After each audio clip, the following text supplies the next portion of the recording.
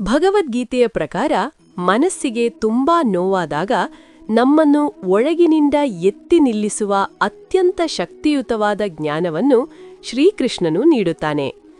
ಮಾನವ ಜೀವನದಲ್ಲಿ ದುಃಖ, ತೊಂದರೆ, ಆತಂಕ, ನಿರಾಶೆ ಆಲ್ ದೀಸ್ ಆರ್ ನ್ಯಾಚುರಲ್. ಆದರೆ ಅವುಗಳಿಂದ ಮುಕ್ತಿ ಪಡೆಯಲು ಗೀತೆಯ ಸಂದೇಶ ನಮಗೆ ದಾರಿದೀಪವಾಗುತ್ತದೆ. ಮನಸ್ಸಿಗೆ ತುಂಬಾ ನೋವಾದಾಗ ನೆನಪಿಸಿಕೊಳ್ಳಬೇಕಾದ ಶ್ರೀಕೃಷ್ಣನ ಅಮೂಲ್ಯ ಮಾತುಗಳನ್ನು ಕೇಳಿಸಿಕೊಳ್ಳಲು ಮರೆಯಬೇಡಿ. 1. ನೀನು ಕೇವಲ ಕರ್ತವ್ಯ ಮಾಡು, ಫಲದ ಬಗ್ಗೆ ಚಿಂತಿಸಬೇಡ. ಭಗವದ್ಗೀತೆಯ ಅತ್ಯಂತ ಪ್ರಸಿದ್ಧ ಸಂದೇಶ ಇದೆ. ನಮ್ಮ ಜೀವನದಲ್ಲಿ ನಾವು ಮಾಡಬೇಕಾದ ಕೆಲಸಗಳನ್ನು ಪ್ರಾಮಾಣಿಕವಾಗಿ ಮಾಡಬೇಕು, ಆದರೆ ಫಲ ನಮ್ಮ ಕೈಯಲ್ಲಿಲ್ಲ.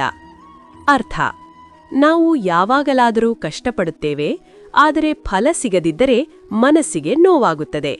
ಆ ಸಮಯದಲ್ಲಿ ಶ್ರೀಕೃಷ್ಣ ಹೇಳುತ್ತಾನೆ, ನೀನು ನಿನ್ನ ಕರ್ತವ್ಯವನ್ನು ಪ್ರಾಮಾಣಿಕವಾಗಿ ಮಾಡು, ಫಲವನ್ನು ದೇವರಿಗೆ ಬಿಡು. ಇದು ನಮ್ಮ ಮನಸ್ಸಿಗೆ ಶಾಂತಿ ಕೊಡುತ್ತದೆ, ಏಕೆಂದರೆ ನಾವು ನಮ್ಮಿಂದಾದಷ್ಟು ಮಾಡಿದರೆ ಸಾಕು, ಉಳಿದದ್ದು ಪ್ರಕೃತಿಯ ನಿಯಮ. 2. ಯಾವುದು ನಡೆದಿದೆಯೋ ಅದು ಒಳ್ಳೆಯದಕ್ಕೆ. ಮನಸ್ಸಿಗೆ ನೋವಾದಾಗ ನಾವು ಏಕೆ ನನಗೆ ಮಾತ್ರ ಇದು ಎಂದು ಕೇಳುತ್ತೇವೆ.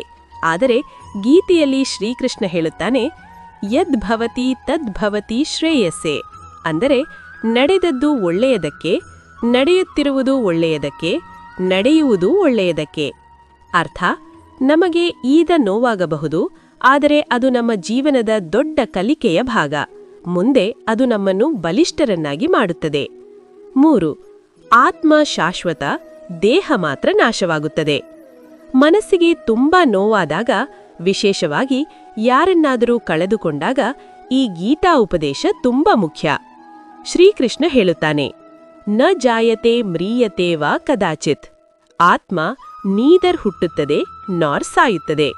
ಅರ್ಥ: ನಾವು ಕಳೆದುಕೊಂಡವರು ದೇಹದಿಂದ ದೂರವಾದರೂ ಆತ್ಮವಾಗಿ ಸದಾ ನಮ್ಮ ಜೊತೆ ಇರುತ್ತಾರೆ. ಈ ಜ್ಞಾನದಿಂದ ನಮ್ಮ ದುಃಖ ಸ್ವಲ್ಪ ಕಡಿಮೆಯಾಗುತ್ತದೆ. 4. ಮನಸ್ಸು ನಮ್ಮ ಗೆಳೆಯವೂ ಆಗಬಹುದು, ಶತ್ರುವೂ ಆಗಬಹುದು. ಗೀತೆಯಲ್ಲಿ ಹೇಳಲಾಗಿದೆ, ಉದ್ಧರೇದಾತ್ಮನಾತ್ಮಾನಂ. ಮನಸ್ಸನ್ನು ನಾವೇ ಎತ್ತಿಕೊಳ್ಳಬೇಕು. ಅರ್ಥ: ಮನಸ್ಸು ನಕಾರಾತ್ಮಕವಾಗಿದ್ದರೆ ಅದು ನಮ್ಮನ್ನು ಕೆಳಕ್ಕೆಳೆಯುತ್ತದೆ, ಆದರೆ ಅದನ್ನೇ ನಾವು ನಿಯಂತ್ರಿಸಿದರೆ ಅದು ನಮ್ಮ ಶಕ್ತಿಯಾಗುತ್ತದೆ. ಹೀಗಾಗಿ ನೋವಾದಾಗ ನಕಾರಾತ್ಮಕ ಆಲೋಚನೆಗಳನ್ನು ಬಿಡಿ, ಒಳ್ಳೆಯ ವಿಚಾರಗಳನ್ನು ನೆನಪಿಸಿಕೊಳ್ಳಿ, ದೇವರ ಹೆಸರು ಜಪಿಸಿ. 5. ಸಂಯಮ ಮತ್ತು ಸಮತ್ವವೇ ಜೀವನದ ಶಕ್ತಿ.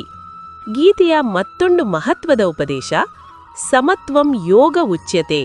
ಅರ್ಥ: ಜಯದಲ್ಲೂ ಸಮ, ಸೋಲಲ್ಲೂ ಸಮ, ಲಾಭದಲ್ಲೂ ಸಮ, ನಷ್ಟದಲ್ಲೂ ಸಮ.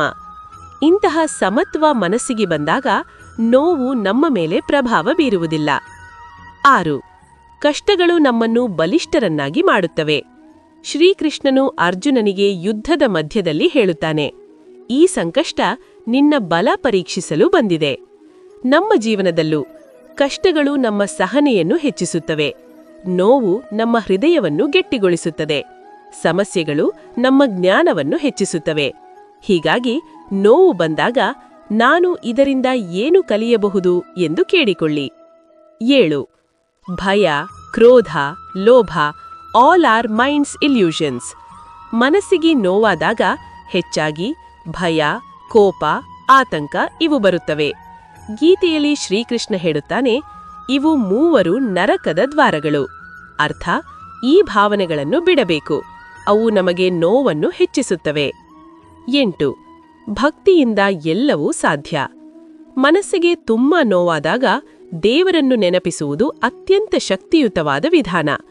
ಶ್ರೀಕೃಷ್ಣ ಹೇಳುತ್ತಾನೆ, ಯೇ ಭಕ್ತಃ ಮಾಂ ಅನನ್ಯಭಾವೇನ ಭಜತೆ. ಅರ್ಥ: ಯಾರು ನಂಬಿಕೆಯಿಂದ ದೇವರನ್ನು ಪ್ರಾರ್ಥಿಸುತ್ತಾರೋ ಅವರಿಗೆ ನಾನು ಯಾವಾಗಲೂ ಜೊತೆಯಾಗಿರುತ್ತೇನೆ. 9. ನಿನ್ನ ಜೀವನಕ್ಕೆ ನೀನೇ ಹೊಣೆಗಾರ. ಗೀತೆಯ ಪ್ರಮುಖ ಸಂದೇಶ, ನಮ್ಮ ಜೀವನವನ್ನು ನಾವೇ ರೂಪಿಸಬಹುದು. ನೋವು ಬಂದಾಗ ಇತರರನ್ನು ದೂರುವುದನ್ನು ಬಿಡಿ, ನಿಮ್ಮ ಬೆಳವಣಿಗೆಯ ಮೇಲೆ ಗಮನ ಕೊಡಿ, ನಿಮ್ಮ ಒಳಗಿನ ಶಕ್ತಿಯನ್ನು ಹುಡುಕಿ. 10.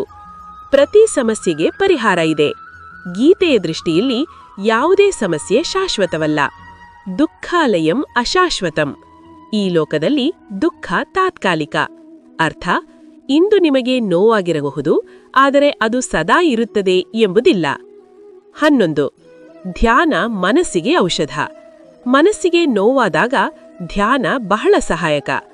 ಉಸಿರಾಟವನ್ನು ಗಮನಿಸಿ, ದೇವರ ನಾಮ ಜಪಿಸಿ, ಮನಸ್ಸನ್ನು ಶಾಂತಗೊಳಿಸಿ. ಇದರಿಂದ ಮನಸ್ಸು ನಿಧಾನವಾಗಿ ಶಾಂತವಾಗುತ್ತದೆ. 12. ಒಳ್ಳೆಯ ಸಂಗತ್ಯ ಅಥವಾ ಸತ್ಸಂಗ ಮನಸ್ಸಿಗೆ ಶಕ್ತಿ. ನೋವಾದಾಗ ಒಂಟಿಯಾಗಬೇಡಿ. ಒಳ್ಳೆಯ ಸ್ನೇಹಿತರ ಜೊತೆ ಮಾತನಾಡಿ, ಧಾರ್ಮಿಕ ಪುಸ್ತಕಗಳನ್ನು ಓದಿ, ಭಜನೆ, ಕೀರ್ತನೆ ಕೇಳಿ. ಇವು ಮನಸ್ಸಿಗೆ ಧೈರ್ಯ ನೀಡುತ್ತವೆ. 13. ನೀನು ದುರ್ಬಲವಲ್ಲ.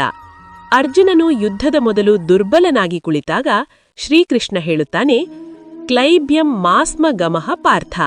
ಅರ್ಥ, ದುರ್ಬಲತೆಯನ್ನು ಬಿಡು. ಇದೇ ಸಂದೇಶ ನಮ್ಮಿಗೂ. ನಾವು ಬಲಿಷ್ಠರು. 14. ನಂಬಿಕೆ ಇಟ್ಟು ಮುಂದೆ ಸಾಗು. ಗೀತೆಯ ಕೊನೆಯಲ್ಲಿ ಶ್ರೀಕೃಷ್ಣ ಹೇಳುತ್ತಾನೆ, ಮಾಮೇಕಂ ಶರಣಂ ವ್ರಜ. ಅರ್ಥ, ನನ್ನ ಮೇಲೆ ನಂಬಿಕೆ ಇಟ್ಟು ಮುಂದೆ ಸಾಗು. 15.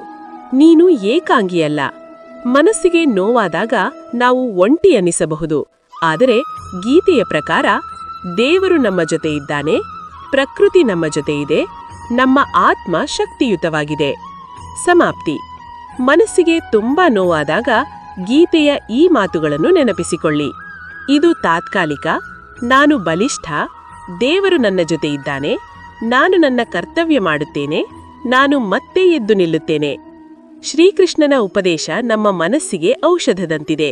ನಾವು ಅದನ್ನು ಜೀವನದಲ್ಲಿ ಅಳವಡಿಸಿಕೊಂಡರೆ ಯಾವುದೇ ನೋವು ನಮ್ಮನ್ನು ದೀರ್ಘಕಾಲ ಹಿಡಿದುಕೊಳ್ಳುವುದಿಲ್ಲ.